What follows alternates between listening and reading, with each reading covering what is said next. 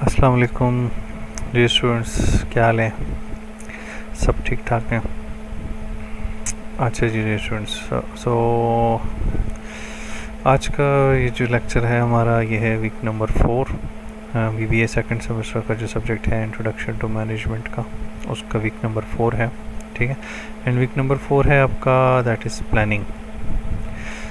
Planning क्या चीज़ है? आज हम प्लानिंग को डिस्कस करेंगे। प्लानिंग का प्रोसेस क्या है, उसकी टाइप्स क्या हैं, एंड में फिर हम लोग इंशाल्लाह स्टडी करेंगे MBO, मैनेजमेंट बाय ऑब्जेक्टिव। अच्छा जी, प्लानिंग क्या चीज़ है? हम कहते हैं कि प्लानिंग बेसिकली क्या है? It is the function of management that involves setting objectives and determining a course of action for achieving those objectives. Planning क्या है? ये बेसिकली मैनेजमेंट का एक फंक्शन है। और इसमें क्या चीज़ इन्वॉल्व होती है? इसमें हम लोग ऑब्जेक्टिव सेट करते हैं और एक कोर्स ऑफ एक्शन बनाते हैं कि जो ऑब्जेक्टिव्स हमने सेट किए हैं उसको हम लोग किस तरह से अचीविंग करेंगे, how to achieve those objectives. Planning requires that managers be aware of the environment conditions facing their organisation and forecast future conditions. Planning क्यों करते हैं हम? रिक्वायरमेंट इसकी क्या है? वो इसलिए हम करते हैं ताकि मैनेजर्स को पता हो, प्लानिंग करने के लिए मैनेजर्स को पता होना चाहिए कि उनके ऑर्गेनाइजेशन जो है उनकी इन्वायरमेंटल कंडीशंस क्या हैं एंड आने वाले टाइम में उनका बिज़नेस कहाँ पर होगा, सक्सेस की तरफ जा रहा है या नहीं, फेलियर की तरफ जा रहा है, प्रॉफिटेबिलिटी की तरफ जा रहा है या वो लॉस की तरफ जा रहा है। सो मैनेजर्स को ये पता होनी चाहिए कि अभी वो किस कंडीशन में है एंड आने वाले टाइम में वो किस कंडीशन में होंगे, तब जाकर वो प्रॉपर प्लानिंग कर सकते हैं। It also requires that managers to be good decision makers. सबसे इम्पॉर्टेंट चीज़ है कि अगर आप अच्छे डिसीजन मेकर नहीं हैं तो आप प्रॉपर और सही प्लानिंग कभी भी नहीं कर सकते हैं। तो जो डिसीजन मेकिंग की क्वालिटी है मैनेजर्स की, तो वो ज़बरदस्त किस्म की उनके पास ये क्वालिटी होनी चाहिए, तब जाकर वो प्रॉपर डिसीजन लेकर सही तरीके से प्लानिंग करेंगे। अच्छा, प्लानिंग का जो प्रोसेस है वो किस तरह से है कि planning is a process consisting of several steps. काफ़ी स्टेप्स हैं इसमें। कौन कौन से हैं? The process begins with environmental scanning. सबसे पहले तो जब प्लानिंग के लिए हम लोग बात शुरू करते हैं तो प्रोसेस में सबसे फर्स्ट स्टेप क्या है? एनवायरमेंटल स्कैनिंग का। क्या हम एनवायरनमेंट को स्कैन करते हैं? कैसे? Which simply means that planners must be aware of the critical contingencies facing their organisation in terms of economic conditions, their competitors and their customers. Environmental scanning में हम लोग ये 3 चीज़ें देखते हैं। आपकी इकोनॉमिक कंडीशन, इकॉनमी आपकी कितनी स्टेबल है, आपके कंपटीटर्स कौन कौन से हैं और आपके कंपटीटर्स आपसे ज़्यादा स्ट्रॉन्ग हैं या नहीं, एंड जो आपके कस्टमर्स हैं वो आपके साथ लॉयल हैं या नहीं है, वॉटेवर जितनी भी उनकी डायमेंशंस हैं। तो इन 3 टर्म्स को हम लोग बेसिकली एनवायरनमेंट की स्कैनिंग में देखते हैं। अच्छा, planners must then attempt to forecast future conditions. और इन 3 टर्म्स की बेसिस पर फिर मैनेजर्स क्या करते हैं? वो प्लानिंग करते हैं फ्यूचर कंडीशन की कि आने वाले टाइम में हमारा बिजनेस कहाँ पर होगा। अच्छा, these forecast form the basis for planning. और इस फोरकास्ट की बेसिस पर फिर क्या होता है कि हम लोग ये प्रोवाइड करते हैं basis for planning. And planners must establish objectives which are statements of what needs to be achieved and when। और प्लानिंग में हम लोग क्या करते हैं? जो प्लानर्स होते हैं वो ऑब्जेक्टिव्स इस्टेब्लिश करते हैं जो कि स्टेटमेंट्स होती हैं बेसिकली, और उन वो स्टेटमेंट्स हमें क्या बताती हैं? प्लानिंग हमें होती क्या चीज़? प्लानिंग हमें बेसिकली बताती है कि what needs to be achieved and when. आगे जाकर कब हमने क्या चीज़ अचीव करनी है, ठीक है, कब और क्या चीज़ हमने अचीव करनी है, मीन्स के फ्यूचर की बात हो रही है। प्लानिंग हमेशा फ्यूचर के लिए होती है, ठीक है। अच्छा, planners must then identify alternative course of action for achieving the objectives.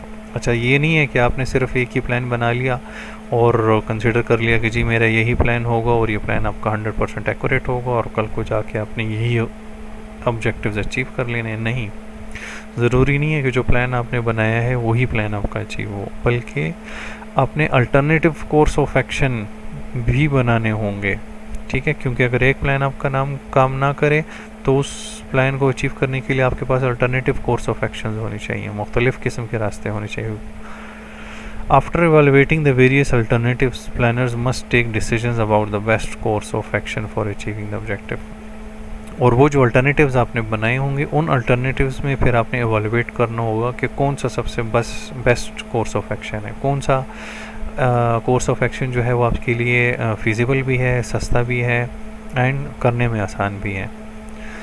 They must then formulate necessary steps and ensure effective implementation of plans. और जब आपने अल्टरनेटिव प्लान्स को एवेलुएट कर लिया, आपने बेस्ट प्लान चूज़ कर लिया, तो फिर आप क्या करते हैं, formulate the necessary steps to ensure the effective. और उसके बाद फिर आप क्या करते हैं, उस प्लान को इम्प्लीमेंटेशन पर आ जाते हैं, उसको इम्प्लीमेंट करते हैं. And finally planners must constantly evaluate the success of their plans and take corrective actions when necessary. और फिर फाइनली प्लानर्स जो होते हैं वो क्या करते हैं, वो कंसिस्टेंटली मुसलसल इवैल्यूएट करते हैं, चेक एंड बैलेंस रखते हैं, मॉनिटर करते हैं कि उनका प्लान कितना सक्सेसफुल है. ठीक है. और अगर कहीं पर अप्स एंड डाउन्स आते हैं तो फिर वो क्या करते हैं, वो करेक्टिव एक्शंस लेते हैं. ठीक है, करेक्टिव मेजर्स लेते हैं ताकि उनका प्लान जो है वो एक सही सिमत में चलता रहे. सो ये बेसिकली प्लानिंग का प्रोसेस है. अच्छा, टाइप्स ऑफ प्लानिंग हमारे पास कौन कौन से टाइप्स हैं.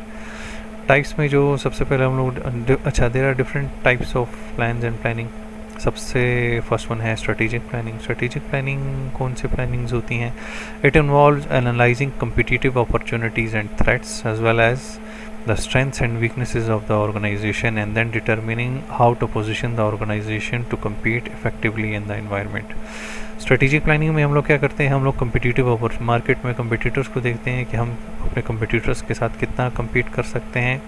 मार्केट से या एक्सटर्नल एनवायरनमेंट से हमें अपॉर्चुनिटीज़ एंड थ्रेट्स कौन कौन सी हैं, कौन सी अपॉर्चुनिटीज़ से हम लोग फ़ायदा ले सकते हैं और कौन से थ्रेट्स को हम लोग कंट्रोल कर सकते हैं. ठीक है. और फिर हम लोग डिटरमिन करते हैं कि हमारे ऑर्गेनाइजेशन की पोजीशन जो है वो क्या है एक्सटर्नल एनवायरनमेंट में. Strategic planning has a long time frame. Strategic planning जो होती है ये मोर देन 10 ईयर्स के लिए होती है एंड ऑफन 3 ईयर्स और मोर. 3 ईयर्स से ज़्यादा 3 ईयर्स टू 10 ईयर्स के लिए होती है. And strategic planning generally includes the entire organisation. Strategic planning में हम लोग पूरी ऑर्गेनाइजेशन एज अ होल, पूरी ऑर्गेनाइजेशन की प्लानिंग करते हैं. ठीक है. And includes formulation of objectives. और इसमें भी हम लोग ऑब्जेक्टिव्स इंक्लूड करते हैं. ऑब्वियस बात है कि ऑब्जेक्टिव्स नहीं होंगे तो प्लान्स अचीव कैसे होगा. अच्छा, strategic planning is often based on the organisations mission. हम ऑर्गेनाइजेशन जिस मिशन के तहत वजूद में आई होती है तो हम उस मिशन को सामने रखते हुए स्ट्रेटेजिक प्लानिंग करते हैं, क्योंकि हमने उस ऑर्गेनाइजेशन के मिशन को अचीव करना होता है. Which is its fundamental reason of existence. ये जो ऑर्गेनाइजेशन का मिशन होता है ना, यही आपका फंडामेंटल रीज़न है जिसकी वजह से आपकी ऑर्गेनाइजेशन एग्जिस्ट करती है. सो दैट इज़ वाई उस मिशन को सामने रखते हुए हम प्लानिंग करते हैं, strategic planning. An organisation top management most often conduct strategic planning. और स्ट्रेटेजिक प्लानिंग कंडक्ट कौन करता है, ये जो आपकी टॉप मैनेजमेंट होती है किसी भी ऑर्गेनाइजेशन की, ये स्ट्रेटेजिक मैनेजमेंट या स्ट्रेटेजिक प्लानिंग में इन्वॉल्व होते हैं. अच्छा, सेकंड टाइप है हमारे पास टैक्टिकल प्लानिंग. टैक्टिकल प्लानिंग क्या चीज़ है कि it is an intermediate range 1 to 3 years planning.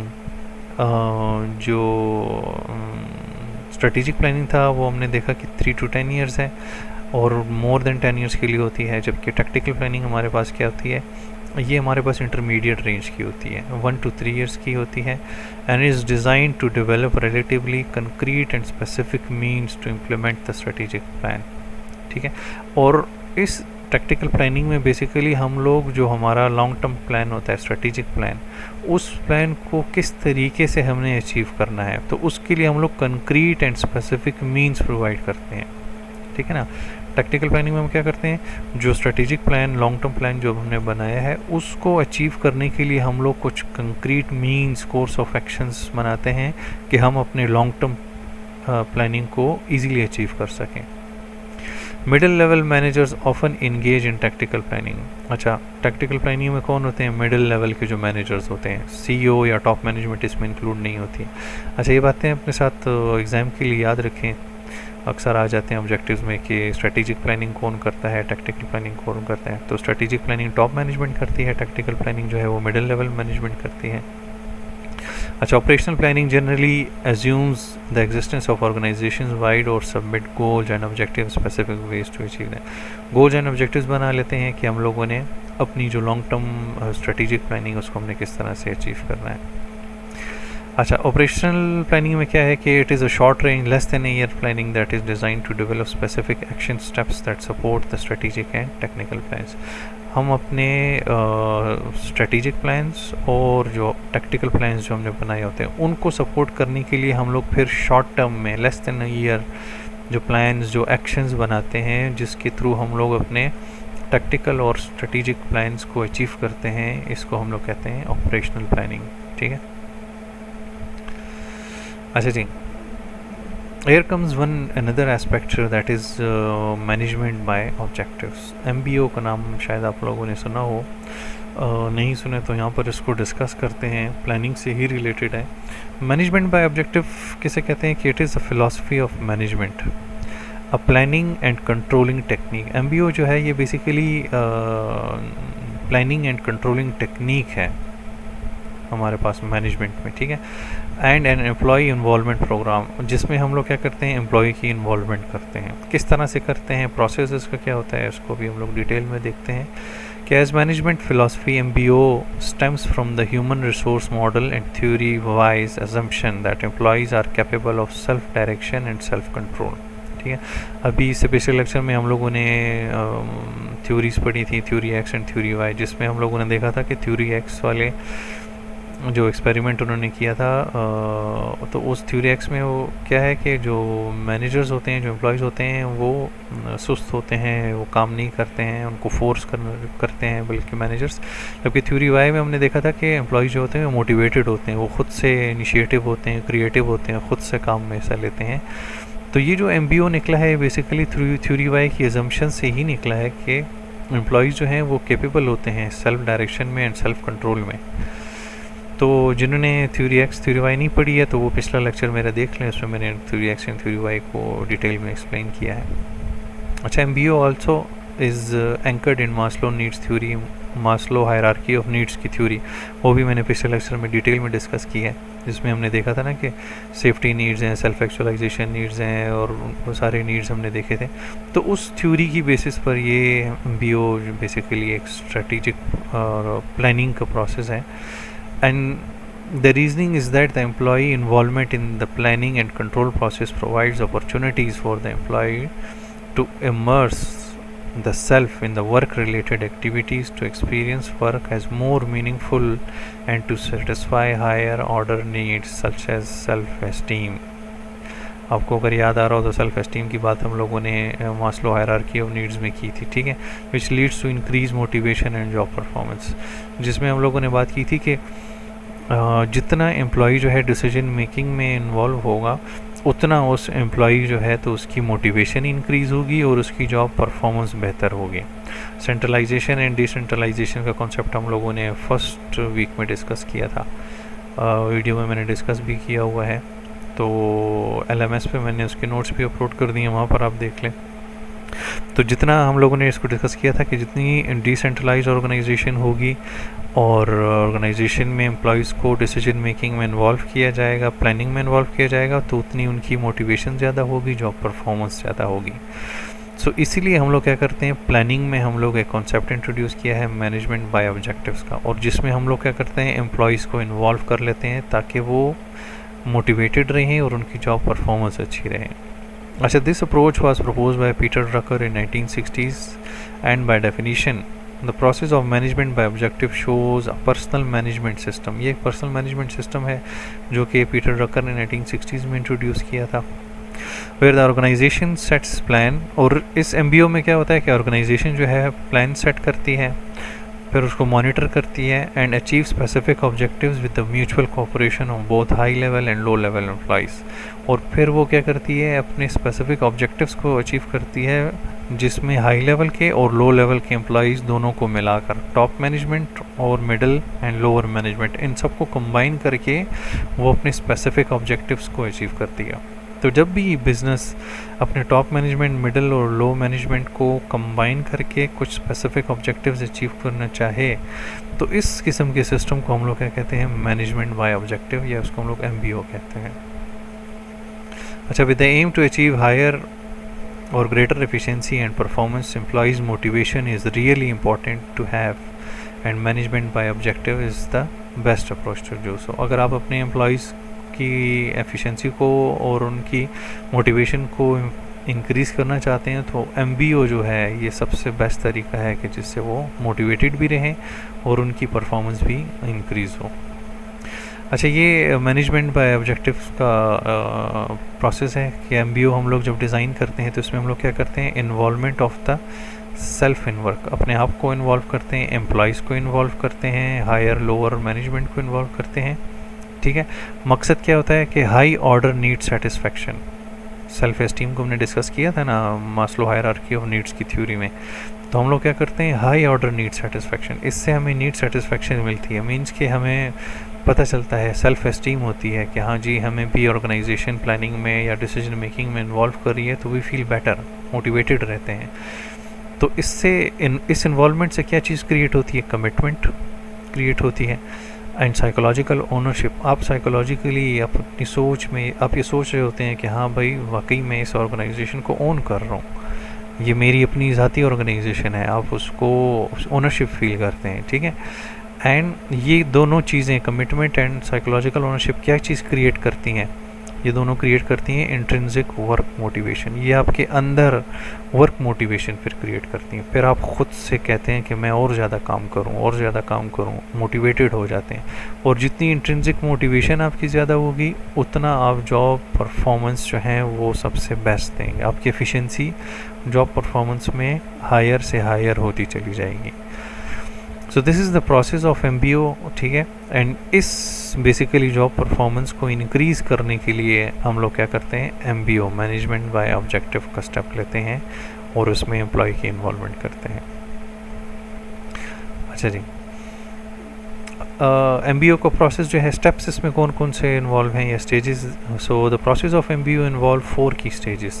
इसको जब हम लोग MBO को सेट करते हैं ना, तो 4 डिफरेंट स्टेजेस में हम इसको सेट करते हैं, that incorporate managerial activities in such a systematic way which is directly influenced towards efficient and effective achievement individuals and individual and organizational objectives को हम लोग डायरेक्टली एक ही लाइन में कर देते हैं। 4 डिफरेंट स्टेजेस हैं इसके।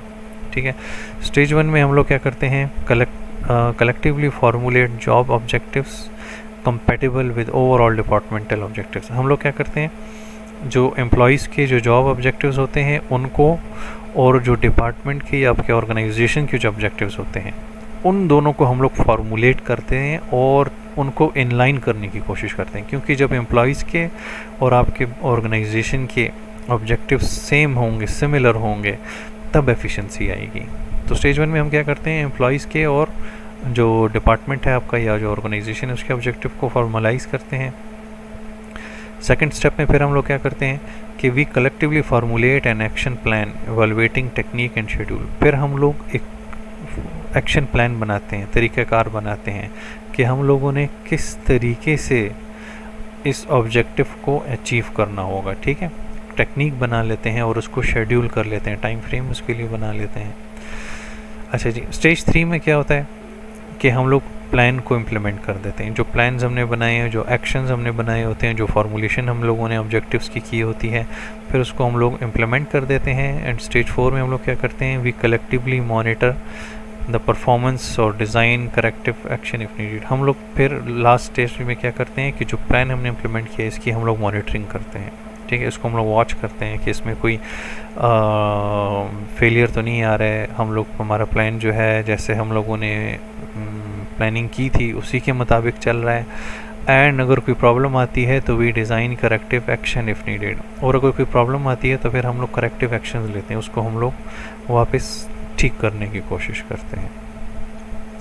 सो दिस वाज समथिंग, ये जो आज का हमारा लेक्चर था, थोड़ा सा मैं लास्ट में इसको समराइज़ कर देता हूँ कि आज हम लोगों ने डिस्कस किया प्लानिंग को, प्लानिंग के प्रोसेस को हम लोगों ने डिस्कस कर लिया। हम लोगों ने 3 डिफरेंट टाइप्स ऑफ प्लानिंग को डिस्कस कर लिया। ठीक है। And the most important thing, हम लोगों ने MBO मैनेजमेंट बाय ऑब्जेक्टिव को डिस्कस कर लिया डिटेल में, ठीक है। सो आई होप सो कि आप सबको समझ आई होगी। सो आज तक काफ़ी है, फिर इंशाल्लाह नेक्स्ट लेक्चर में मिलते हैं।